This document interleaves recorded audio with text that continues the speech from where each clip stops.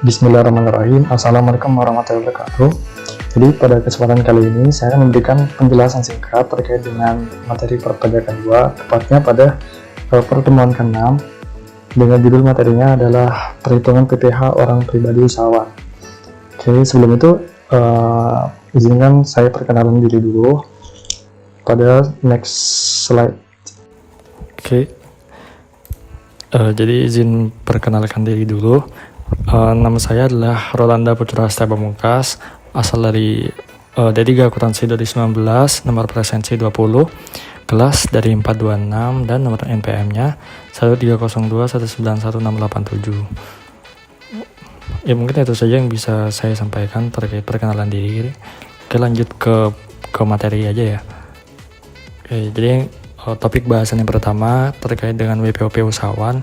Nah, untuk mempelajari terkait dengan WPOP usahawan, kita tentunya perlu mengetahui apa sih itu WPOP usahawan. Jadi, wajib pajak orang pribadi usahawan merupakan wajib pajak yang memiliki usaha dan memiliki penghasilan dari usaha tersebut. Jadi, WPOP yang mendapatkan penghasilan dari usaha dapat disebut sebagai WPOP usahawan.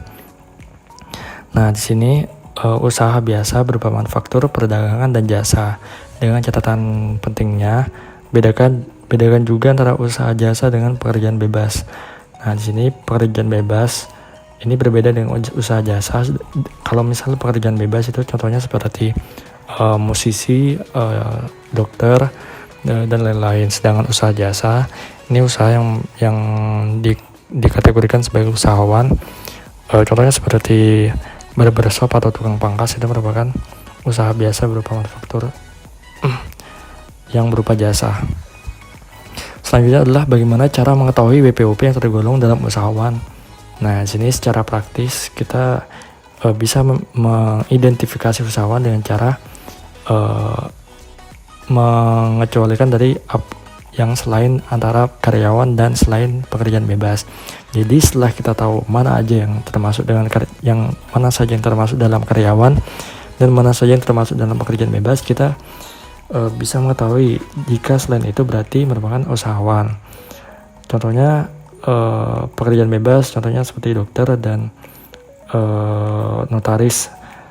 Berarti selain dokter dan notaris dan lain-lain dan juga selain karyawan merupakan usahawan. Baru bisa kita identifikasi mana WPOP-nya yang tergolong dalam usahawan. Oke, lanjut.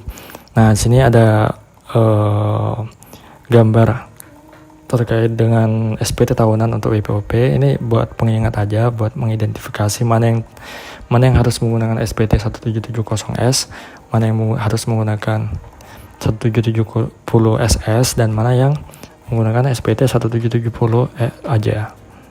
Oke, dari WPOP ini dibedakan menjadi karyawan dan juga non karyawan. Ini berupa usaha dan pekerjaan bebas.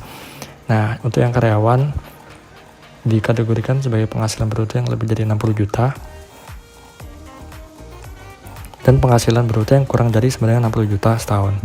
Nah, untuk yang lebih dari 60 juta ini harus menggunakan 1770S, dan sedangkan yang penghasilan bruto yang kurang dari sama dengan 60 juta setahun ini disarankan menggunakan SPT 1770SS.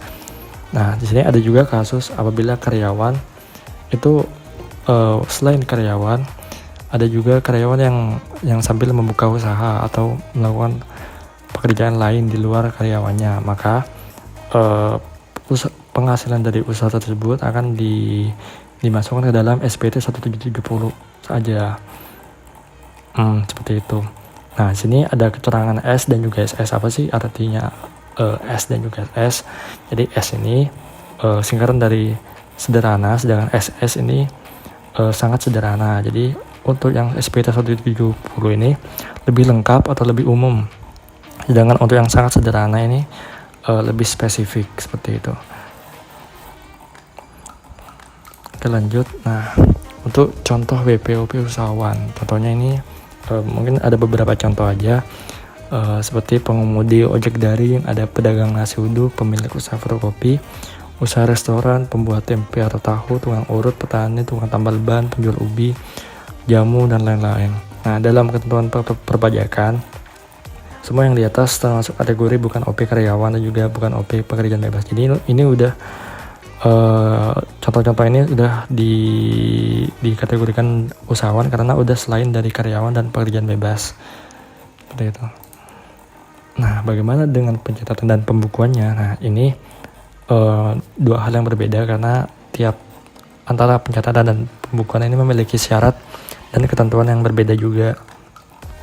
Dari segi pengertiannya, pembukuan adalah suatu proses pencatatan yang dilakukan secara teratur untuk mengumpulkan data dan informasi keuangan meliputi harta, kewajiban, modal, penghasilan, dan biaya, serta jumlah harga perolehan dari penyerahan barang atau jasa.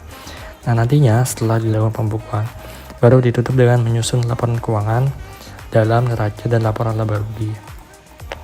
Nah, apa aja syarat dari pembukuan? Contohnya adalah WP yang memiliki penghasilan lebih dari 4,8 miliar itu wajib melakukan pembukuan, dan juga WP badan itu wajib melakukan pembukuan juga. Selanjutnya adalah pencatatan. Nah, pencatatan dari segi pengertiannya terdiri atas data yang dikumpulkan secara teratur yang dari penghasilan bruto.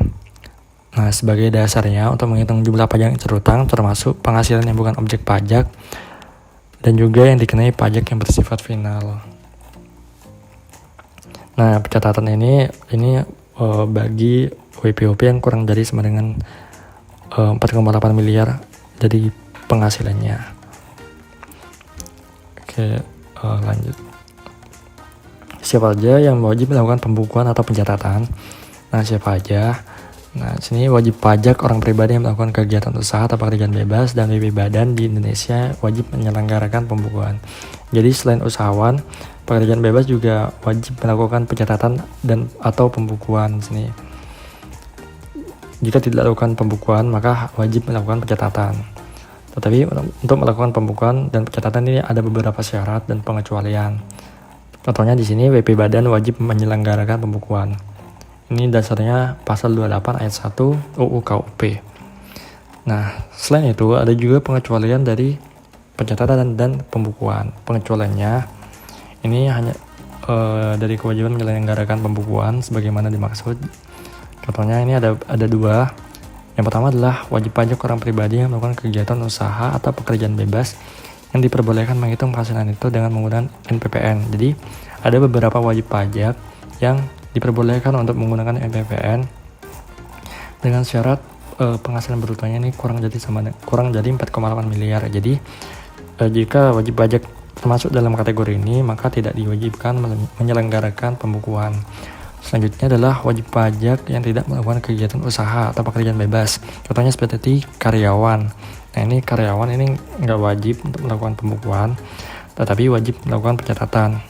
Keduanya juga wajib melakukan pencatatan. Nah, dari penjelasan tersebut, ini contoh ilustrasinya. Ilustrasinya kurang lebih sama seperti yang tadi. Cuman ini agar memudahkan kalian memahami tentang konsepnya. Nah, untuk badan tadi jelaskan bahwa badan wajib melakukan pembukuan. Sedangkan dari OP yang bukan merupakan usahawan atau pekerjaan bebas, contohnya seperti karyawan, itu wajib melakukan pencatatan. Karena udah bukan pembukuan, maka wajib melakukan pencatatan. Nah, selain kedua hal tersebut, ada juga OP usaha dan juga OP pekerjaan bebas. Nah, di sini OP usaha dan OP pekerjaan bebas ini harus dipertanyakan dahulu, apakah OP usaha dan juga OP pekerjaan bebas ini berpenghasilan bruto lebih dari sama dengan 4,8 miliar setahun atau tidak. Jika iya, maka wajib melakukan pembukuan. Jika tidak, maka wajib melakukan pencatatan. Seperti itu. Jadi perlu dipertanyakan terlebih dahulu apakah OP orang pribadi tersebut itu berpenghasilan lebih dari 4,8 miliar dalam setahun atau tidak. Topik bahasan yang selanjutnya adalah tentang norma perhitungan penghasilan neto atau NPPN. Tadi sempat disinggung juga terkait dengan ini.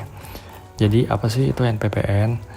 Dalam pasal 14 UU PPH dan per 17 tahun 2015, dari segi pengertiannya, NPPN adalah pedoman untuk menentukan besarnya penghasilan neto yang diterbitkan oleh Direktur Jenderal Pajak dan disempurnakan terus-menerus. Jadi konsep NPPN ini nanti ada gambarnya. Ini merupakan pedoman karena tidak semua wajib pajak itu bisa menentukan penghasilan netonya, maka untuk menentukan PH netonya dari PH brutonya maka ditetapkan NPPN. Nah di sini ada pedomannya. Contohnya pedomannya itu adalah dari segi wilayah dan juga dari segi sumber penghasilannya. Nanti bisa dijabarkan lebih lanjut. WPOP yang melakukan kegiatan usaha atau pekerjaan bebas ini yang peredaran atau penghasilan brutonya ini dalam 1 tahun kurang dari 4,8 miliar boleh menghitung penghasilan neto dengan menggunakan NPPN seperti ini, karena kurang dari 4,8 miliar. Tapi syaratnya harus memberitahukan kepada DJP dalam jangka waktu 3 bulan pertama dari tahun pajak yang bersangkutan. Jika tidak melaporkan menggunakan NPPN, maka akan dianggap WP tersebut menggunakan tarif umum dari penghasilan itu atau seperti itu. Terus selanjutnya, pemberitahuan menggunakan NPPN yang tadi disampaikan dan yang tersebut dianggap setujui. Ini ada pengecualian jika berdasarkan hasil pemeriksaan ternyata WP tidak memenuhi persyaratan untuk NPPN, maka NPPN tersebut tidak akan disetujui atau persetujuannya akan dibatalkan. Maksudnya gimana? Jadi sesuai dengan syarat tadi 4,8 miliar, syaratnya adalah kurang dari 4,8 miliar, itu boleh menggunakan NPPN. Dan WP mengajukan hal tersebut, namun setelah dilakukan pemeriksaan ternyata hasil pemeriksaannya menyatakan bahwa penghasilan WP itu lebih dari 4,8 miliar. Jadi nggak sesuai dong dengan syarat yang tadi udah ditentuin, maka pengajuan atau pemberitahuannya itu nggak bakal disetujui seperti itu karena udah melenceng dari syaratnya. Selanjutnya adalah perhitungan penghasilan itu wajib pajak tidak dilakukan atas penghasilan yang dikenai pajak penghasilan yang bersifat final. Jadi NPPN ini merupakan pajak bersifat umum, jadi bukan bersifat final, jadi akan dihitung tiap bulannya, lalu akan menjadi kredit pajak pada akhir tahun. Selanjutnya adalah perhitungan penghasilan yaitu WP yang mempunyai lebih dari satu jenis usaha atau pekerjaan bebas. Nah di sini akan dikelompokkan sesuai dengan peraturan NPPN, sesuai dengan pengelolaan wilayah. Nanti akan diketahui berapa sih tarif dari masing-masing usaha yang lebih dari satu itu. Jadi usaha A dengan tarif sekian, usaha B dengan tarif sekian ditentukan dengan pengelompokan wilayahnya. Misal usaha A ini ada di Bandung, sedangkan usaha B ada di Depok, Depok. Kalau usaha Bandung ada di Bandung berarti menggunakan tarif yang 10 ibu kota, sedangkan yang Depok berarti menggunakan daerah lainnya. Seperti itu. Untuk wajib pajak yang menghitung penghasilan itunya dengan menggunakan NPPN, wajib menyelenggarakan pencatatan karena syaratnya kan tadi kurang dari 4,8 miliar, maka yang kurang dari 4,8 miliar itu nggak wajib melakukan pembukuan, tidak melakukan pembukuan, maka wajib melakukan pencatatan. Oke, lanjut. Wajib pajak yang tidak memberitahukan kepada Direktur Jenderal Pajak untuk menghitung penghasilan itu dengan menggunakan NPPN dianggap memilih menyelenggarakan pembukuan. Jadi tadi karena harus memberitahukan kepada DJP bahwa WP itu akan menggunakan NPPN, apabila tidak memberitahukan maka DJP akan menganggap WP tersebut tetap menyelenggarakan pembukuan atau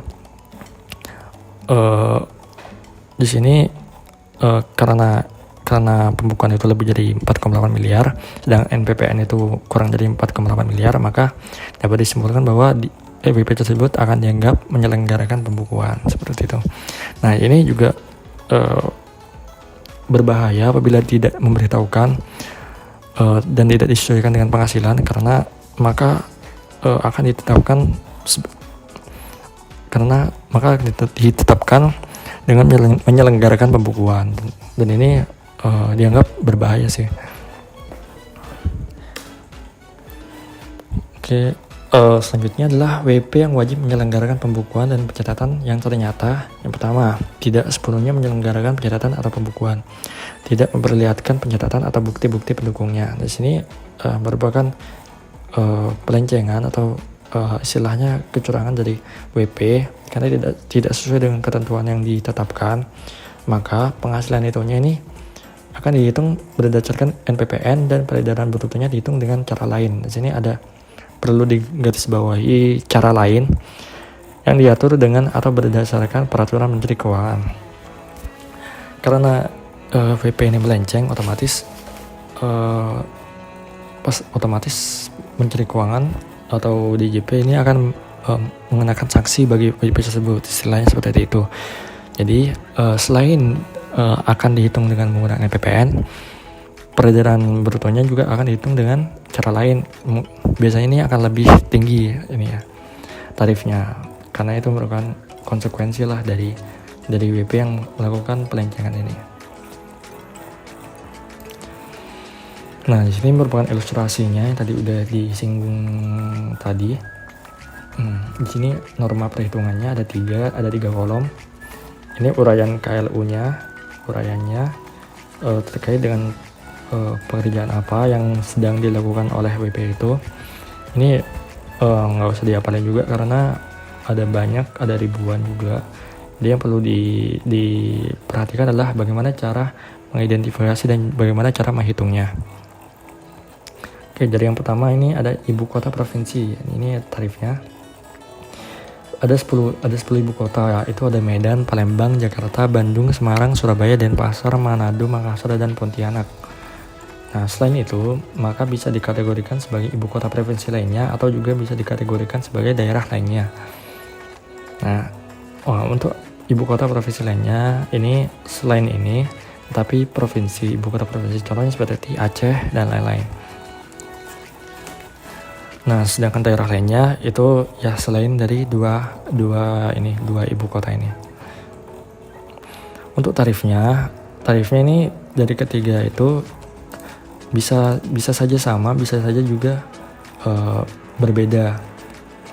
Untuk yang sama itu hanya untuk beberapa pekerjaan tertentu, yang beda juga sama juga untuk pekerjaan tertentu. Tarifnya menyesuaikan juga. Nah, untuk memudahkan memahami, kita lihat contohnya. Di sini orang pribadi yang membuka usaha jasa juru kamera di Depok. Nah, sini perlu digarisbawahi juru kamera dan di Depok.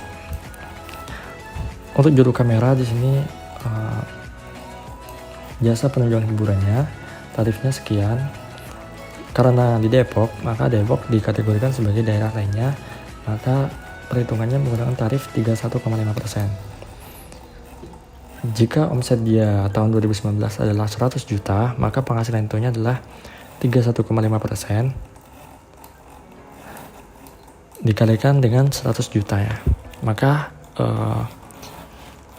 perhitungannya adalah 31.500.000. Ini merupakan PH netonya. Oke.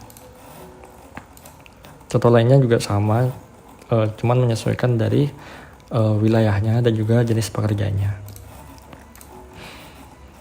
Nah, tadi cara menghitung PPHR tahun OP usahawan yang tidak terkena PP 23 tahun 2018.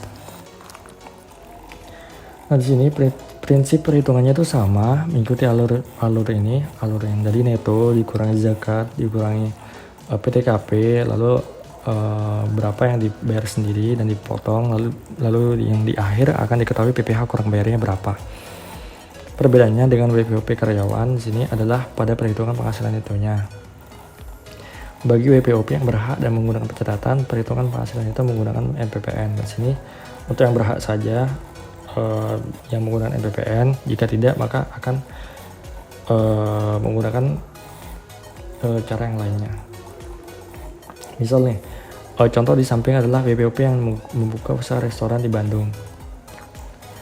Nah, karena di sini membuka usaha restoran dan tempat wilayahnya di Bandung sesuai dengan NPPN, omsetnya ini 1 miliar kurang dari 4,8 miliar, maka boleh menggunakan NPPN. Nah, untuk tarif di Bandung senilai 20%, lalu kita kalikan dengan omsetnya 1 miliar, maka diketahui bahwa ditemukan bahwa PH netonya adalah 200 juta. Lalu ini ada keterangan tambahan, bedakan juga dengan usaha yang terkena PP 23 2018. Ini akan dibahas nanti karena ini bukan kasus PP 23 tahun 2018. Oke. Untuk yang 23 2018 tarifnya itu tetap 0,5%. Lanjut.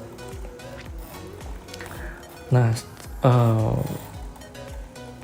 untuk contoh yang lainnya di sini ada analisis tentang usaha di 2019 tidak terkena PP 23 berhak dan menggunakan pencatatan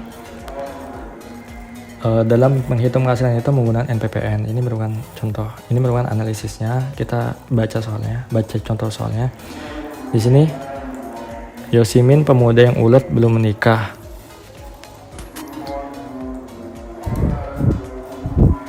Nah, di sini usaha yang digeluti adalah penjualan martabak manis. Nah, seperti itu. Omsetnya 680 juta sekian. Biaya yang dikeluarkan adalah 280 juta setahun. Nah, di sini 680 juta itu kurang dari 4,8 miliar. Nah, maka Yosimin tidak mampu melakukan pembukuan karena ya tadi penghasilannya ya kurang dari 4,8 miliar. Jadi dia memilih untuk tidak melakukan pembukuan. Sehingga pada awal tahun 2019 ia menyampaikan pemberitahuan penggunaan norma. Menggunakan norma KKPP, jadi menggunakan NPPN pada akhir 2018. Dia menyampaikan pemberitahuan untuk terkena tarif umum. Nah, bukan final PP 23 2018. Dalam tahun 2019, Yosimin telah menyodorkan PPh pasal 25 sebesar 6,2 juta. Nah, di sini akan dikategorikan sebagai PPh yang dibayar sendiri dengan keterangan sekian. Lalu untuk yang dipotong oleh pihak lain yaitu bendahara Pekanstan senilai 1,1 juta. Untuk keterangan selanjutnya, NPPN yang untuk usahanya itu udah 25%. Ini menyesuaikan sama pekerjaannya sama wilayahnya. Lalu Yosimin membayar zakat, ini merupakan pengurang. Yosimin membayar dan melakukan SPT pada tanggal 27 Maret. Oke, langsung di sini perhitungannya PH brutonya 680 juta sekian. Penghasilan itunya kita kalikan antara 25% dikalikan dengan 650 juta. Senilai 170 juta 200.400 dikurangi zakat senilai 2 juta, PH netonya sekian, lalu dikurangi PTKP TK0 54 juta diketahui sekian. Lalu untuk PPh catatannya kita cari dengan menggunakan tarif biasanya kali dengan PHKP penghasilan kena pajak yang 5%, lalu 15%, lalu kemudian diketahui ditemukan hasilnya 12.130.000. Kita kurangkan bersama dengan kredit pajak yang dipotong oleh pihak lain yang tadi Pekanstan 1,1 juta, maka yang harus dibayar sendiri 11.030.000. Nah, kita kurangi lagi dengan yang sudah dibayar sesuai dengan PPh pasal 25 senilai 6,2 juta. Maka PPh kurang bayarnya kita temukan 4,8 juta 30.000. Seperti itu.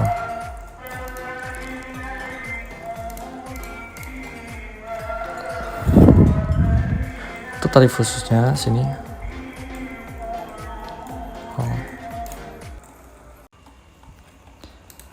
Nah, untuk selanjutnya kita akan membahas tentang tarif khusus pajak penghasilan bagi UMKM. Nah, di sini ada dua peraturan. Yang pertama adalah PP nomor 23 tahun 2018 tentang pajak penghasilan dari usaha yang diterima atau diperoleh. Dan yang kedua adalah PMK 99 PMK 03 tahun 2018 itu tentang pelaksanaan PP nomor 23 tahun 2018 tentang pajak penghasilan atas penghasilan dari usaha yang diterima atau diperoleh wajib pajak yang memiliki peredaran bruto tertentu. Nah, untuk selanjutnya pokok peraturan PP tahun 2018 nomor 23. Nah, untuk subjek pajaknya ini ada WPOP, WP badan tertentu, contohnya seperti koperasi, CV, firma, dan juga PT. dengan peredaran bruto sampai dengan 4,8 miliar tiap tahun pajak. Nah, sini ada pengecualian. Itu yang A, yang memilih untuk dikenai PPh berdasarkan ketentuan umum. Ini dikecualikan karena jika OP dikenakan PP 23 tahun 2018, ternyata dia lebih memilih untuk menggunakan tarif umum, maka ini akan dikecualikan dari pokok pengaturan PP 23.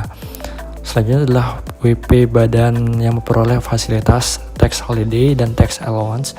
Di sini karena PP 23 tahun 2018 ini menganut prinsip kesederhanaan, jadi untuk WP yang dianggap sudah besar maka tidak dikenakan PP 23 tahun 2018. Selanjutnya yang C adalah BUT, ini tidak digunakan juga sebagai subjek pajak. Dan yang terakhir adalah CV firma yang dibentuk. Ini ada WPOP dengan keahlian khusus dan menyerahkan jasa sejenis. Nah, ini merupakan pengecualian yang tidak termasuk subjek pajak PP 23 tahun 2018. Selanjutnya adalah objek pajak. Nah, di sini untuk penghasilan dari usaha tidak melebihi 4,8 miliar. Nah, di sini yang untuk menggunakan tarif PP 23 2018 ini syaratnya tidak boleh melebihi 4,8 miliar dalam 1 tahun pajak.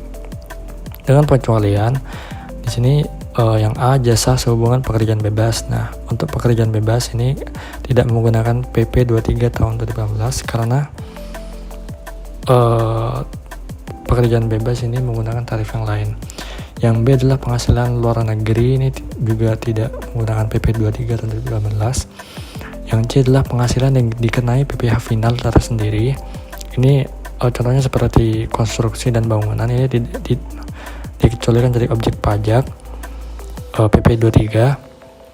Dan yang terakhir adalah penghasilan yang bukan objek pajak. Nah, ini sudah pasti bukan merupakan objek pajak, apalagi objek pajak PP 23. Nah, bagaimana PPh finalnya? Nah, untuk PPh terutangnya di sini tarif dikurangi dengan peredaran bruto. Tarifnya 0,5% dikali bruto. Jangka waktunya, nah di sini untuk PT, CV, firma koperasi, dan WPOP memiliki jangka waktu yang berbeda.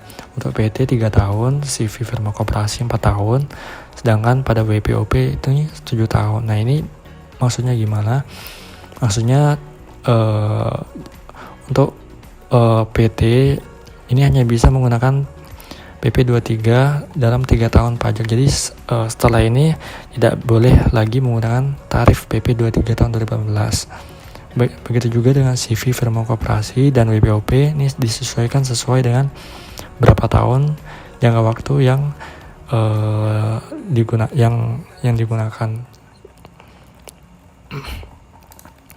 Selanjutnya adalah pemberitahuan ke DJP. Nah, bila WP memilih untuk dikenai PPh sesuai ketentuan umum. Nah, WP ini diwajibkan untuk memberitahukan kepada DJP karena jika tidak maka akan dikenakan tarif umum dan bisa saja pemberitahuannya itu jika tidak diberitahukan kepada DJP bahwa menggunakan PP 23 ataupun menggunakan pencatatan, maka akan dianggap menggunakan tarif umum dan dilakukan pembukuan. Nah, untuk pelunasan pajaknya bisa dilakukan dengan disetor sendiri oleh WP atau dipotong atau dipungut oleh pihak lain. Untuk surat keterangannya, bila WP menerima penghasilan dari pemotong atau pemungut PPh, ini menggunakan surat keterangan. Untuk selanjutnya terdapat pokok pengaturan PMK 99, PMK 3 tahun 2018 terkait dengan PP 23 tahun 2018. Yang pertama adalah tentang pemberitahuan. Nah, di sini apabila WP yang menggunakan PP 23 merasa bahwa ternyata menggunakan tarif umum itu lebih menguntungkan daripada PP 23 dengan tarif yang PPh neto dikurangi zakat dan lain-lain hingga diketahui pajak kurang bayarnya, maka untuk beralih dari PP 23 ke tarif umum perlu dilakukan pemberitahuan kepada Direktorat Jenderal Pajak. Nah, bagaimana ketentuan dan sistemnya? Nah, di sini disampaikan ke KPP tempat WP pusat terdaftar, KPP 2KP atau KPP Mikro yang berada di bawah wilayah kerja KPP pusat yang ditetapkan DJP. Nah, sini PPh umumnya berlaku tahun pajak berikutnya. Maksudnya gimana? Maksudnya jika WP melakukan pemberitahuan itu harus dilakukan pada tahun pajak sebelumnya. Jadi baru berlaku pada tahun pajak berikutnya. Misal pada tahun 2020 WP ingin menggunakan tarif umum untuk perlakuan pajaknya, maka pada tahun berikutnya, pada tahun 2019 WP harus mengajukan pemberitahuan kepada DJP seperti itu. Jika tidak, maka DJP akan menganggap WP tersebut tetap menggunakan PP 23, tidak menggunakan tarif umum. Sedangkan jika ini harus memenuhi persyaratannya juga. Jadi misal WP itu harus memenuhi persyaratan penghasilan tidak boleh lebih dari 4,8 miliar. Jika melebihi 4,8 miliar, maka maka akan harus menggunakan tarif umum seterusnya seperti itu. Dan juga harus mempertimbangkan yang jangka waktu. Misal OP harus 7 tahun. Jika melebihi 7 tahun, maka tidak boleh lagi menggunakan PP 23, melainkan menggunakan tarif umum. Nah, seperti itu. Untuk pemotongan dan pemungutan, dan di sini untuk pemotongannya dibedakan, ada yang berhubungan dengan pihak lain, ada juga yang di store sendiri atau tidak berhubungan dengan orang lain. Nah, untuk pemotongannya yang berhubungan dengan orang lain itu akan membutuhkan surat keterangan. Sedangkan yang di store sendiri itu, atau yang biasa kita sebut dengan self assessment, itu akan langsung kita storekan sendiri kepada tempat pemungut pajaknya. Nah, di sini ada beberapa keterangan. Pemotongan sesuai PP 23 dilakukan terhadap WP yang menyerahkan fotokopi surat keterangan. Nah, di sini harus menggunakan surat keterangan bagi yang dilakukan pemotongan oleh pihak lain. Nah, di sini ada juga keterangan dikotakin merah. Di sini dikecualikan dari pemungutan PPh pasal 22 atas transaksi impor atau pembelian barang dengan menyerahkan fotokopi. Nah, di sini ada pengecualian terhadap impor. Untuk impor tidak dikenai pasal 22 ataupun pasal 23. Jadi impor pembelian dari luar negeri ini tidak dikenai pajak. Seperti itu. PPh final di store menggunakan SSP atas nama WP dan ditandatangani pemotong pemungut dan diserahkan kepada WP. Ini merupakan keterangan lain, ketentuan lain yang perlu diperhatikan.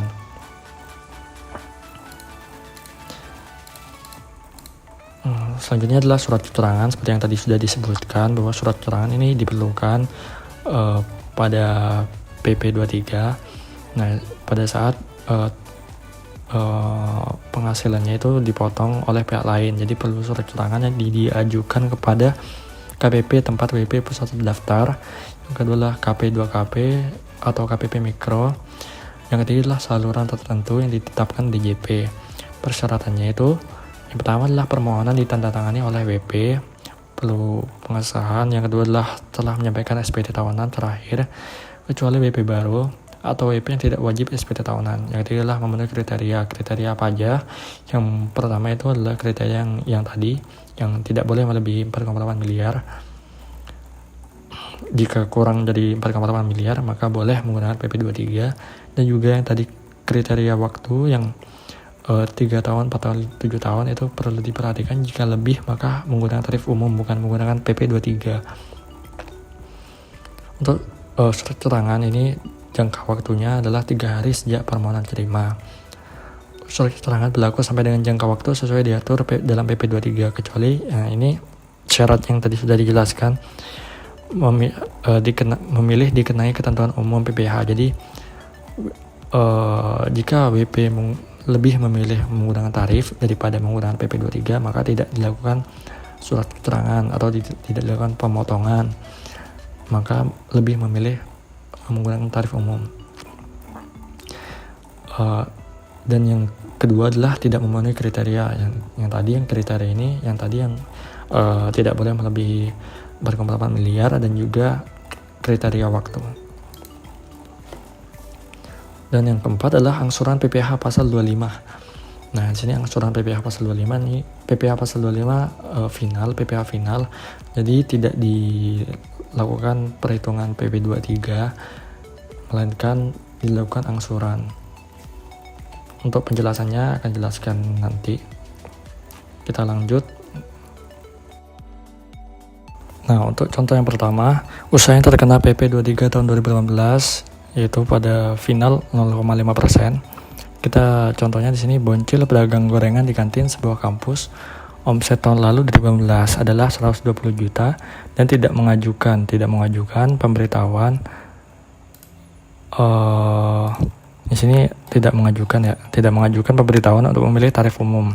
Oleh karena itu, pada tahun 2019 usaha Boncil dikenakan PP 23 tahun 2018 yaitu dikenakan PPh final sebesar 0,5% dikali omset tiap bulan.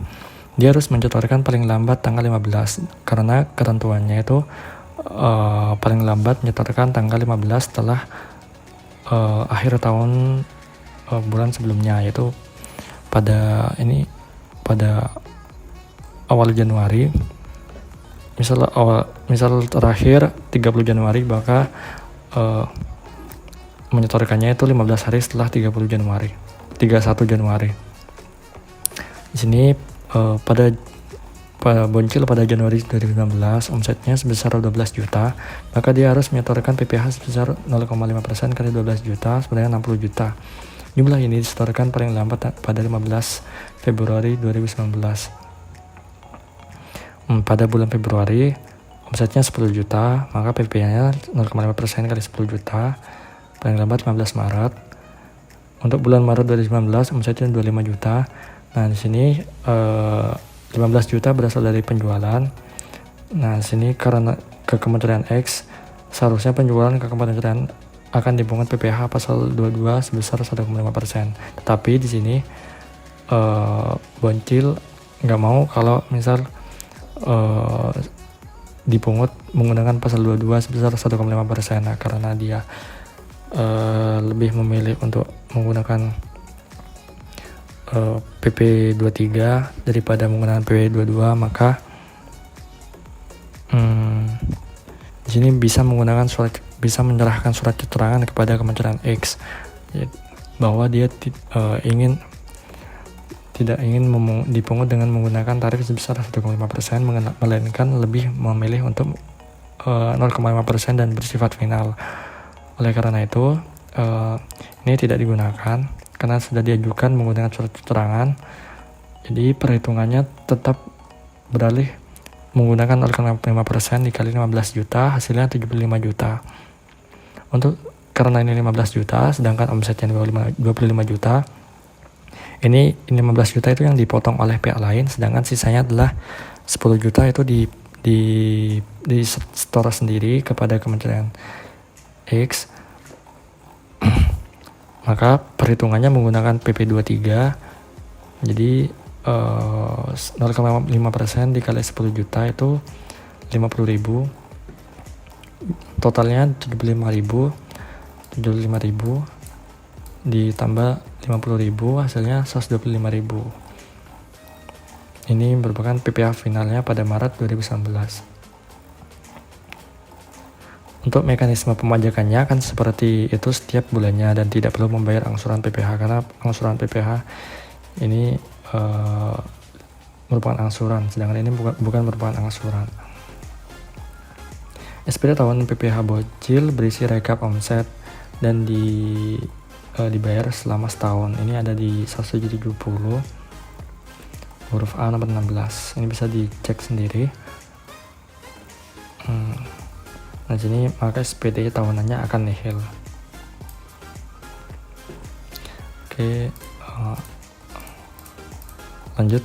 Nah, untuk contoh yang kedua, contoh yang pertama sini tetap menggunakan PP 23 tahun 2018. Nah, ini sama ya. Oke, lanjut. Ini contoh yang kedua. Contoh yang kedua, Precil tukang pangkas terkenal di Madiun baru buka usaha jasa pemangkasan rambut sejak awal 2019, sehingga baru memiliki NPWP pada saat membuka usaha. Saat pendaftaran NPWP dia tidak memilih tarif umum. Oleh karena itu pada tahun 2019 usaha Precil dikenakan PP 23, yaitu dikenakan PP final sebesar 0,5% kali omset tiap bulan. Nah, di sini penghasilan bruto tiap bulannya akan dikalikan dengan 0,5%. Hasilnya akan ini PPh install pada tiap bulannya akan seperti ini sampai selama setahun, cuman gitu aja. Di sini SPT tahunannya dan rekap omset dan PPh yang telah dibayar selama setahun ada di 1773 huruf A nomor 16.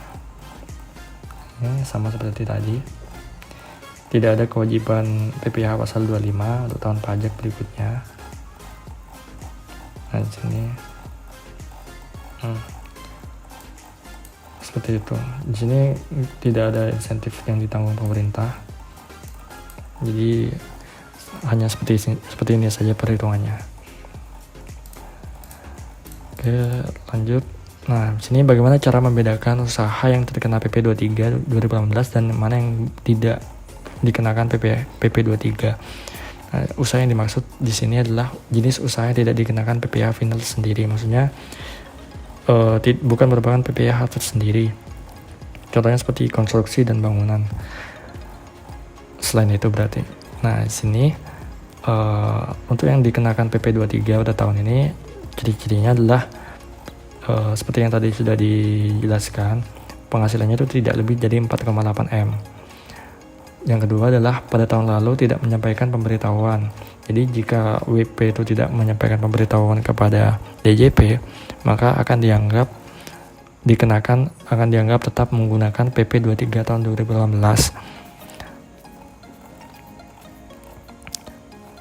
Sedangkan jika melakukan pemberitahuan maka akan dikenakan tarif umum. Yang ketiga adalah masih dalam periode yang diperbolehkan memakai PP 23 2018.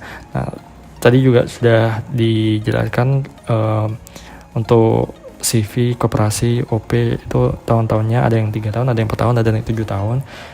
Jadi jika masih dalam periode tersebut masih boleh dikenakan PP 23 sebesar 0,5%. Sedangkan jika lebih dari periode itu maka tidak boleh menggunakan PP 23 melainkan menggunakan tarif umum.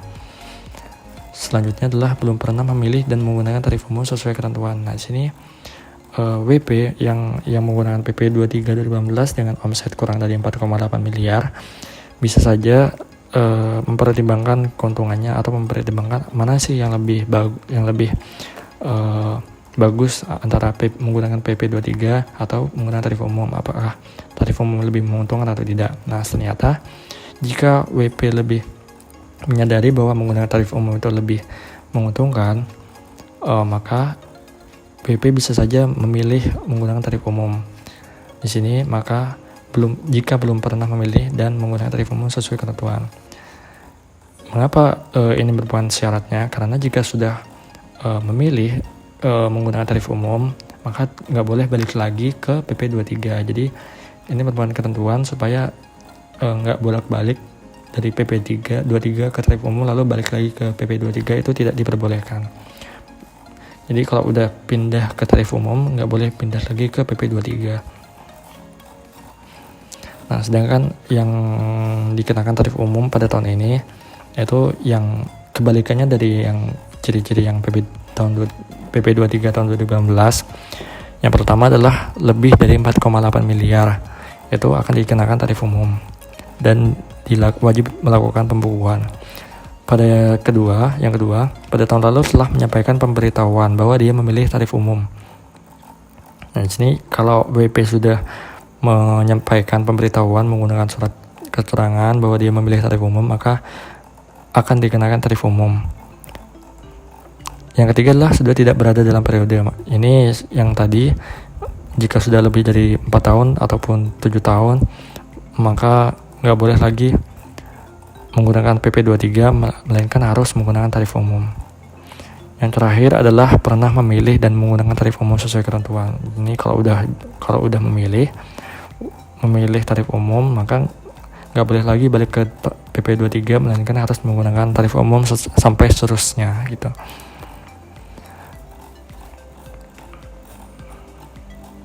Nah, di sini orang pribadi pengusaha tertentu atau OPPT. Apa sih itu?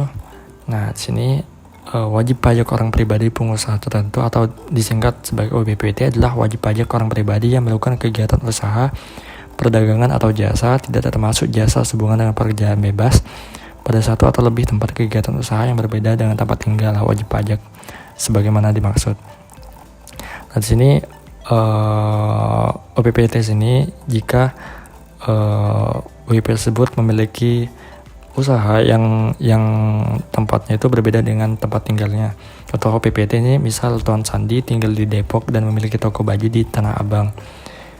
Yang kedua adalah Tuan Kirano domisilinya Bintaro, tetapi kios HP-nya itu di TJ Kuningan dan ITJ Depok. Yang ketiga Nyonya Arifiani ini sama, tinggal di Pondok Indah dan memiliki salon kuku kaki di Tebet. Nah, ini yang bukan OPPT, misal nih Tuan Rifki dokter ini yang tinggal di Ciledug dan praktik di Cipulir. Ini tinggalnya di Ciledug dan praktik di Cipulir. Tetapi mengapa bukan OPPT? Karena pekerjaannya adalah dokter. Dokter ini merupakan pekerjaan bebas, bukan usahawan. Jadi bukan merupakan OPPT. Yang kedua adalah Tuan Bismar, tinggal di Gambir, berpraktik notaris. Nah, sini berpraktik notaris berarti merupakan pekerjaan bebas, bukan usahawan. Yang ketiga adalah Afgan, tinggal di Kemang, tiap Sabtu malam pentas musik di Cikini. Ini merupakan musisi juga pekerjaan bebas. Jadi tidak ketiga contoh itu bukan merupakan OPPT.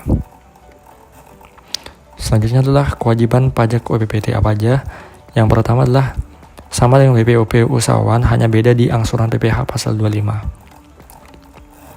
Angsuran PPh pasal 25-nya sini sebesar 0,75% dari omset setiap bulan. Jadi berbeda dari yang tadi. Kalau ini menggunakan PPh pasal 25, omsetnya itu dikalikan dengan 0,75%. Ini sudah angsuran, jadi nggak usah dibagi 1/12 lagi. Jadi tiap bulannya udah tinggal dikalikan 0,75%.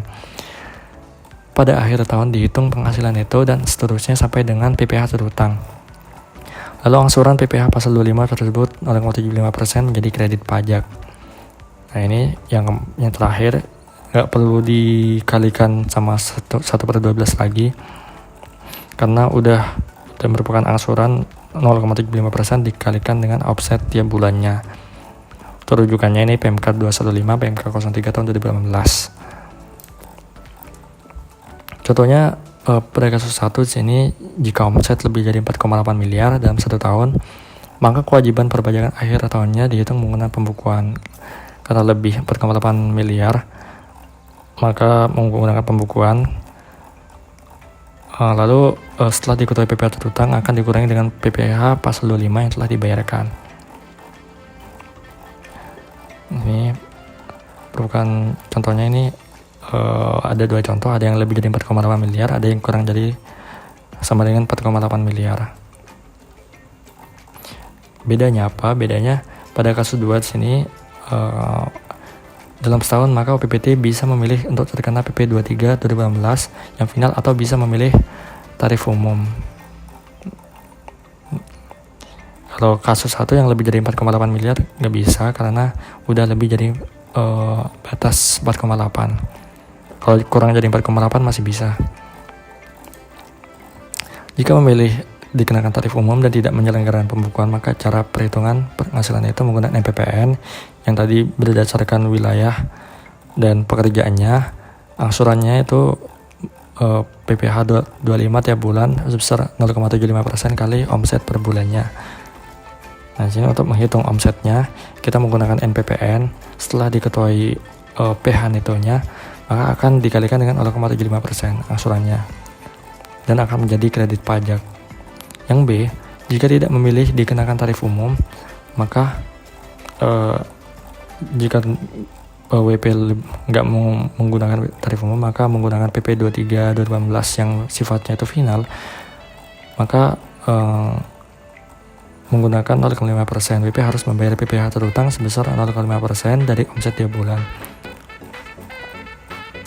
Nah, jadi untuk PPh pasal 25 itu nggak berlaku lagi yang 0,5%, melainkan menggunakan 0,5% tadi untuk dikalikan dengan omset tiap bulannya. Oke, mungkin itu saja yang bisa saya jelaskan. Jadi perpajakan 2 PPh tentang usahawan. Sekian dari saya. Wassalamualaikum warahmatullahi wabarakatuh.